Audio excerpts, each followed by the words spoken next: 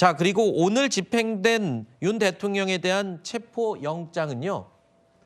지금 현재 진행되고 있는 헌법재판소의 윤 대통령 탄핵 심판과도 맞물려 있다고 볼 수 있습니다. 왜냐하면 영장이 집행됨으로 인해서 헌법재판소에 출석해야 할, 변론기일에 출석해야 할 윤석열 대통령의 일정에도 뭔가 꼬여버리는 상황이 됐거든요. 윤 대통령에 대한 수사에 탄력이 붙을 수 있느냐 여부가 글쎄요, 좀 더 지켜봐야 됩니다. 일단 헌법재판소는 5번의 변론기일을 정해서 윤 대통령 측에 통보를 했죠. 그게 14일이 첫 번째 변론기일이었습니다.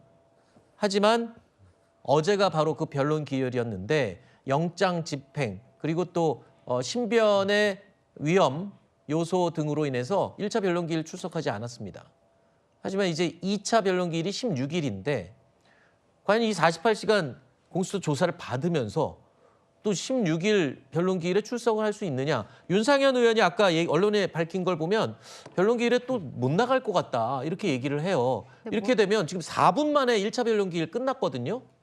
이거 지장 생기는 거 아닌가요? 근데 탄핵 심판 같은 경우에는요. 1차 변론기일에는 이제 대통령이 출석을 해야 되는 의무가 있는 것이 사실입니다. 네. 그런데 과거에도 노무현 전 대통령이나 박근혜 전 대통령도 첫 번째 기일에 출석을 하지 않았거든요. 근데 첫 번째 기일에 당사자가 출석을 하지 않을 때는 두 번째 기일부터는 걸석 재판이 가능하도록 되어 있습니다. 아하, 그냥 진행이 되는군요. 예, 그렇기 때문에 내일 있게 되는 2차 기일부터는 본격적으로 이제 심리가 진행이 되는 것이고 윤석열 대통령 측에서 대통령이 언젠가 그 헌법재판소에 직접 출석을 할 것이다라고 이야기하는 것도 나중에 날을 잡아서 가겠다는 것이지 모든 변론기일에 가겠다는 것은 아니거든요. 네. 그리고 지금 대통령이 체포영장이 들어와서 48시간 동안은 신병이 구금이 되어 있는 상황인데 만약에 내일 탄핵 심판에 나가고 싶다라고 했을 때는 이러한 상황에 있어서는 형사적으로 교도소에 들어가 있는 사람들도 본인의 민사 재판이 있다라고 하면은 또 거기에 대해선 배려해주면서 출석할 수 있도록 하는 것들이 있습니다. 네. 본인이 만약에 출석을 하겠다라고 생각한다면 내일도 48시간 아니라고 해서 불가능한 것은 아니고요. 네. 다만 대통령 측에서 어제도 나가지 않은 것에 대해서는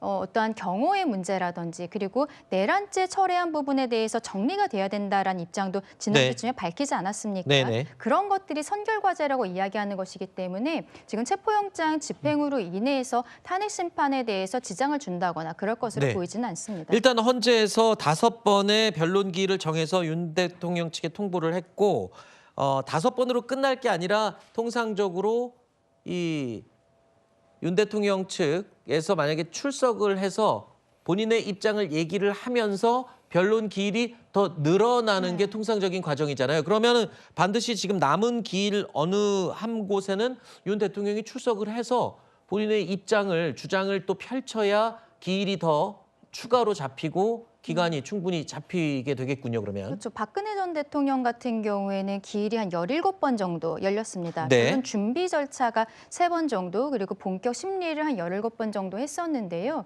지금 윤석열 대통령의 탄핵 심판에 대해서 5번의 기일이 잡혀 있다라고 해서 5번을 하고 끝난다는 것이 아닙니다. 일단은 5번의 기일을 미리 잡아놓은 것이죠. 그렇기 때문에 이후에도 조금 더 일정은 진행이 될 것으로 지금 예상이 되고 있는데요. 네. 그 과정에 있어서 언젠가 대통령이 본인과 변호인이 생각했을 때 지금은 육성으로서 이야기를 하고 그리고 한번 탄핵 심판에 나아가야 된다라고 판단이 섰을 때 그때 나갈 것으로 예상이 됩니다. 네.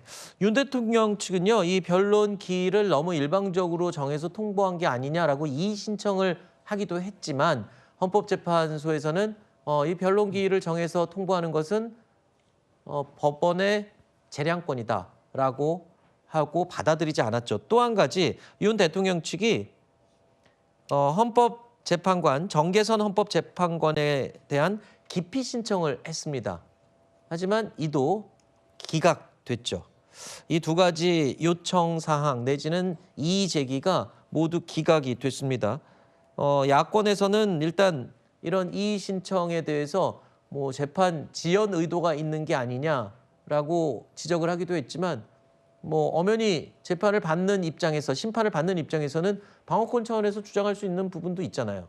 그런데 그럼에도 불구하고 저는 헌법재판관 정계선 헌법재판관에 대한 기피 신청은 저는 매우 문제가 있다고 생각을 해요. 왜냐하면 네. 뭐 가족관계 그리고 성향을 문제 삼았는데 가족관계를 문제 삼을 거면 정영식 재판관은 문제가 없습니까? 지금 주심 재판관이 정영식 재판관 역시 그 박선영 진실화해위원장과 가족관계가 연루되어 있기 때문에 굳이 가족관계를 문제 삼으면 주심 재판관도 같이 기피 신청을 했었어야죠. 근데 그럼에도 불구하고 결국 주된 원인은 성향 문제인데 지금 헌법재판관 8명 중 굳이 성향 분류를 하자면 진보 성향 3명, 중도 보수 성향 5명 이렇게 분류를 합니다. 그런 상황에서 굳이 진보 성향의 이 재판관을 한 명을 기피하고자 했던 것 이런 네. 것들이 앞으로 이 헌법재판소의 가장 핵심, 가장 중요한 것은 이 중립성 그리고 신뢰성이거든요. 근데 이걸 무너뜨리는 행위를 한 것이다. 그리고 뭐 성향에 따라 헌법재판관들이 다른 판결을 할 수 있다는 인식을 심어준 것 자체가 저는 이 기피 신청은 매우 문제가 있다고 보고요. 그렇기 때문에 앞으로 뭐 재판 지연 전략 이런 것들을 계속 펼쳐나갈 텐데 왜냐하면 윤석열 대통령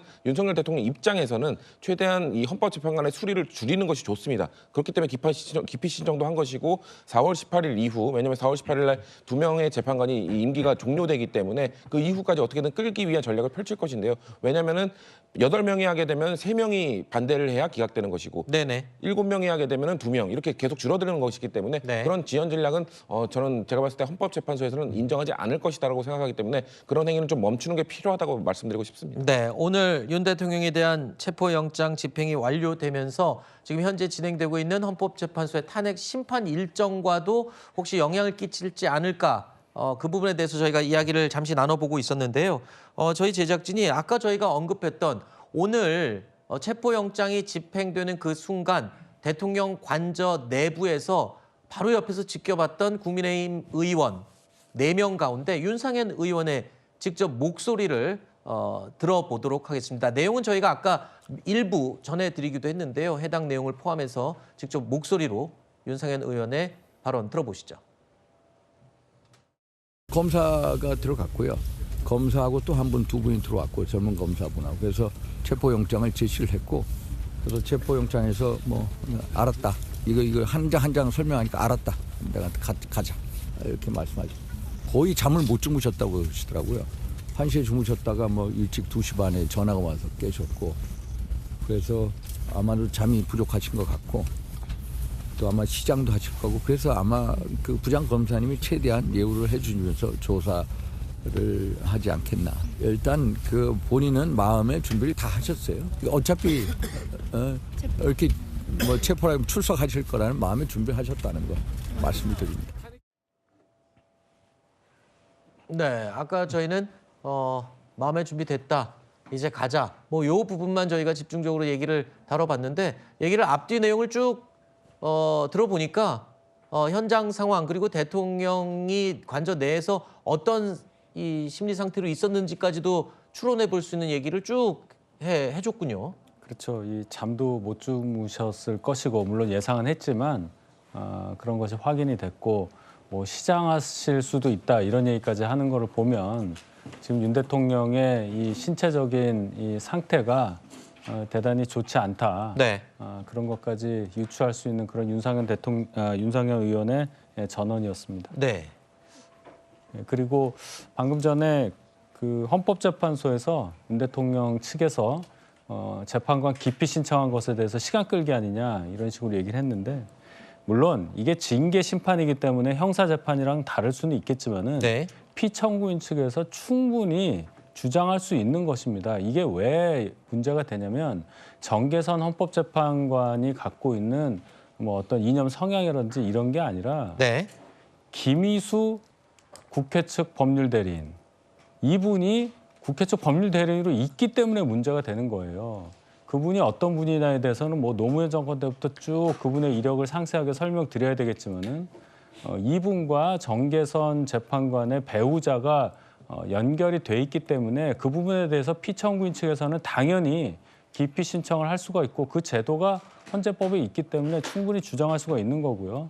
또 하나 지적할 수 있는 것은 국회 쪽 법률 대리인 측의 이 명단을 보면 정치하고는 좀 거리를 두셔야만 할 분들이 속해 있어요. 예를 들어서 직전 인권위원회 위원장인 송두환 변호사가 거기에 참여하고 있단 말이에요. 그러면 인권위원회가 정치화되는 상황을 그대로 또 가속화시키는 겁니다. 네. 그래서 양쪽 다 뭐 어느 쪽 어떤 사람이 변호인으로 참여하느냐에 대해서 제한이 있는 건 아니지만 이런 식으로 자꾸 논란을 일으킬 수 있을 만한 상황이 연출된다는 거, 거기에 대해서 징계 심판에 임하는 피청구인 측에서는 당연히 이것을 다 다투어야 할 수밖에 없다. 그 부분에 대해서 시간을 끌기 위한 거다.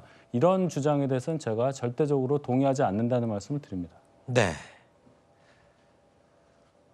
자, 국회 측은요, 원래 15명이었던 증인을 5명으로 대폭 줄였습니다. 이게 바로 탄핵 심판조차도 좀 신속하게 하려는 야권의 의도가 있는 게 아니냐, 이런 지적도 지금 나오고 있는데, 헌재와 국회 측이 속도를 내고 있는 만큼 선고 시기에 지금 관심이 쏠리고 있습니다. 내란죄 철회 여부 논란이 됐었죠. 또 수사 기록 활용 여부, 수사기관의 수사 기록을 요청해서 이 내용을 함께 판단할지 여부, 이것도 또 시간이 얼마나 걸릴지 여부하고 굉장히 연관이 있죠. 자, 그리고 선고 시기에 이런 것들이 영향을 끼칠 거라는 관측이 나오고 있습니다. 이 여야 모두 이 탄핵 심판의 선고 시기에 굉장히 관심을 갖고 있어요. 이게 또 이 얘기를 하게 되네요. 네. 이재명 대표의 2심 선고 시기와 또 맞물리게 되는데, 장윤미 변호사님께서 또 저희 도움 말씀 주시기 위해서 나오셨습니다. 이 질문 한번 드려볼까요? 증인이 대폭으로 줄어든 맞습니다. 부분, 이 부분도 또 속도를 위한 게 아니냐, 이런 지적이 있어요. 왜냐하면 헌재에 결정례가 있습니다. 기본적으로 헌정 질서의 수호 관점에서 조속한 심리 결정이 필요할 때, 그리고 피청구인이 헌법 수호의 관점에서 굉장히 중요한 직책을 점하고 있을 때는 그 어느 사안보다도 결정이 빨리 나와야 된다라고 하고 있죠. 그래서 전직 대통령들도 굉장히 좀 조속히 나왔던 부분이 있습니다. 하지만 윤석열 대통령으로서는 대단히 이 부분을 지연하고자 하는 동의인이 확실히 있을 거예요. 왜냐하면 파면 결정이 나올 가능성이 높다라고 전망을 하기 때문에 지금 여러 절차적인 이의 신청 등등의 이런 가동할 수 있는 수단을 제기하는 것으로 보입니다.